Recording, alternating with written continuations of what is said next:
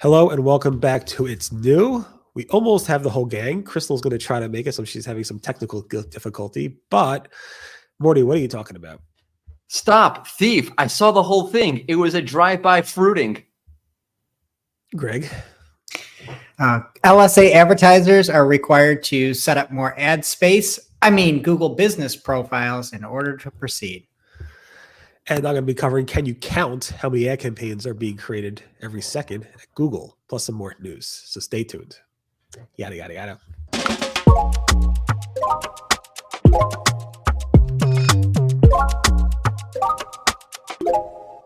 Oh, I'm ready. Google is stealing your content if you're a recipe site. End of story. It is wild.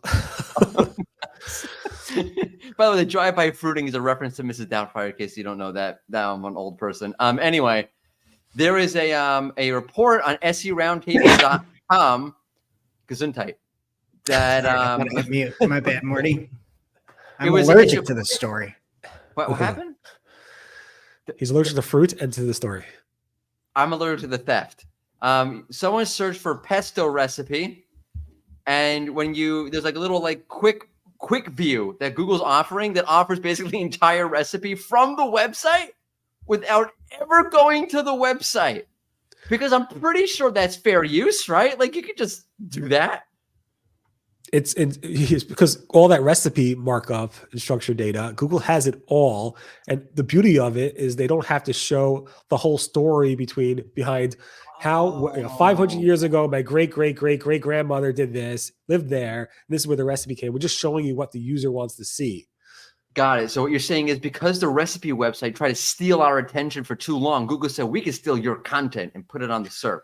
It's just the timing of this is like, it doesn't get better. I mean, it's the social verse. This is, again, I have to credit Tom who found this. He messaged me. I'm like, I see it too. This is wild. I can't believe they're doing that. First, I'd be like, there's no way. This must be some type of like weird hack.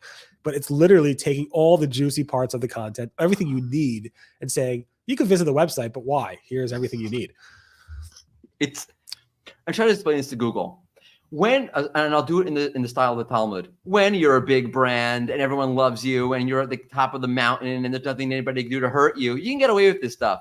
But when you already have lots of other issues and then you do something like this, it doesn't work the same way. Everyone's going to pile on you and it's going to hurt. Painful. At least they didn't stick ads on it yet. Not yet. Soon. So what do people do? Do you get rid of your schema? Like, what do you do in this scenario? There's nothing you could do. There's nothing. There's absolutely nothing. It's insane. You optimize for Bing. You can't. I mean, I don't know. Again, this is not live yet. It's being tested, so I don't know if it will go live. But it's Google. The funny thing is also, if you look at the bottom, I'm like, Google actually had the same feature literally a dozen years ago called Quick View, which actually took your website, hosted it on Google platform, so it was faster to view the website. And then they got rid of it a year afterwards for some reason. And I was like, somebody else in Google's like, oh, I have an idea. Let's make something called Quick View, and let's launch this, not knowing that 12 years ago, they actually had the same feature that they took down because it didn't work well because of whatever problem. It's just, I don't know. They should really ask me before they launch these features.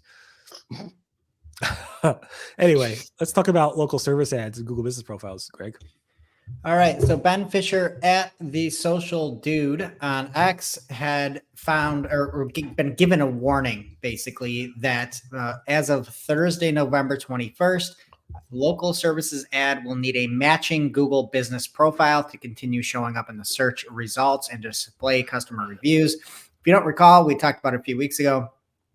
There were LSA reviews and profile, and then you had GBP. And it looked like they were trying to merge the beginnings of merging some of that together. It seems like that is here now. Barry, you wrote it up very nicely. The verbiage, I would say, from Google was confusing at best. Yeah. Is that fair? I don't write really well, but I appreciate you throwing that in there just to make people think that I write well. But well, you at least give answers. I mean, this is like, well, I credit Ben Fisher. He really laid it out. It's like, you can't trust what Google wrote here. This is what's really happening. I just quoted Ben. Right. So and so it sounds like you, Ben. yeah. I quick viewed you and you quick viewed Ben. And then Google will quick view Barry any day now. But yeah, so any existing customer reviews starting 2025 will be managed from your Google Business profile. And then the reviews will still be in both places. But it seems like they're trying to unify everything into Google Business profiles, to which we talked about yesterday. People are starting to see some ads pop up in the reviews section. So interesting to see how that goes. If you are running LSAs, people are finding your Google Business profile. And if there's any way that other people's ads are showing up then in your reviews, I mean, that's a horrific experience. I talked about it on a marketing clock that I think one of that changes yesterday we covered was one of the most despicable things that I've seen from Google Ads. And that's kind of saying a lot and went off on it. So check that out if you want more on LSAs tomorrow. Marketing clock, anywhere you look. I'm looking forward to that. Awesome. Right here on my ceiling. I don't see it. It drops it tonight at 9 p.m. Got it. I'll check back. I'll be in your house soon. Awesome. Everybody check that out. Also, we have some estimates now that Google's showing these ad campaign IDs. They're having some estimates about how many ad campaigns are created every second in Google Ads.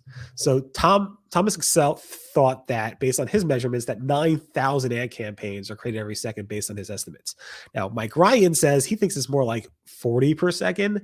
So there's a big gap between 9,000 and 40, but and maybe those, if the numbers are sequential, which I people think they are sequential, but I don't even know. I mean, that seems too easy for anybody competitive in the industry to say, let's figure out how many ad campaigns there are. Craig, I know you create crazy amounts of ad campaigns. How many ad campaigns do you create every second? I'm doing none at this moment, this second. I mean, really, it's more like you get an optimization, so it's not like ad groups or campaigns or anything like that. But that the number from Thomas seems wildly high. Yeah, it does seem. But anyway, I thought I would share that. I mean, if there's 9,000 being created a second, I'm sure there's 8,999 that need help.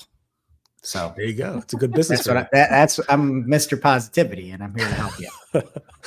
All right. And then if Crystal was here, she'd be talking about verified labels in the shopping product detail pages. So we covered this back in August where Google was showing verified badges, like those blue badges in the actual Google search results for some listings.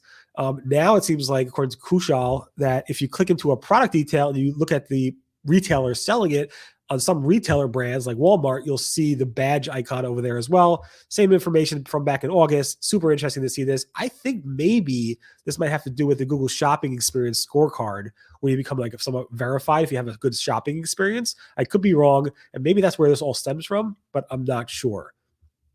If you go into like Walmart, which is the example I think you showed in the screenshot there, and I don't know, I grabbed like a new bicycle and I took it without paying, is that okay? It depends which city you live in America. Uh-huh. Am I wrong? I saw a video on yesterday somewhere. I don't think it was TikTok because I don't look at TikTok, where somebody walked into a supermarket and everything was behind glass, like locks. Like, you know, when you go into like those stores and the expensive stuff, so you have to like ask them to open it up. So a box of cereal was behind it, a bar of soap. Everything was behind it because everybody just steals stuff. I don't know where. I think it was San Francisco. Somebody's complaining. I don't know. I'm not getting into politics. Google fits right in. Yeah, I don't know how you buy so it. If you want to keep your recipes safe, put it behind the plastic thing and lock it away. If you could only, that would be amazing. Yeah. Anyway, if you also want that news, store ratings are now available in other countries like India, Australia, Canada, and UK. Although I think they were testing this in Australia and other places as well. But those store rating icons are there. And if they've been in the US for some time, I think they used to be called seller ratings, but now they're called store ratings. So if you do want those stars everywhere, because everybody loves having stars on their listings, you could go ahead and get them if you are in those countries. And candidly, I like the verified thing. I feel like they're going to botch it on like the rollout of it, where it's like, all right, you got Walmart verified, and then what about some other companies? But I do think that's one issue that Google Shopping has, is there's a lot of sites out there that will put in a lower price and they do not look like they're actually selling it. And I think it's a bad look to be in there with Google Shopping. And we've seen over the past month that they're trying to improve on shopping. And to me, I dig this from a user standpoint. Yeah. I mean, Google's been trying to improve on shopping for decades probably. And I don't know. Hopefully one day. Maybe not. I mean, they're going to be broken up anyway. So just have to shop on Temu then. And is that what you're doing after this, Morty? You're going to steal some I'm pesto? going on shopping spree on Temu. I thought you were stealing pesto. Anyway, thanks so much, everybody, for listening. We're back on Monday for more It's New, and definitely check out the Marketing Clock segment. Yes, from tomorrow tonight, actually at 9 p.m. Eastern, and then I'll be posting the weekly recap tomorrow morning around 8:01 a.m. Eastern, to be exact. Everyone, bye. Have a good day. SEO courses for free. Don't forget that. Oh yeah, That's the Wix SEO Hub. Wix SEO. If you don't know Wix Studio SEO course. yeah, you can get some SEO courses for free. Yeah, from Aleda. Yeah, Wix.com/SEO/learn. / something else. O.J. Simpson. Bye.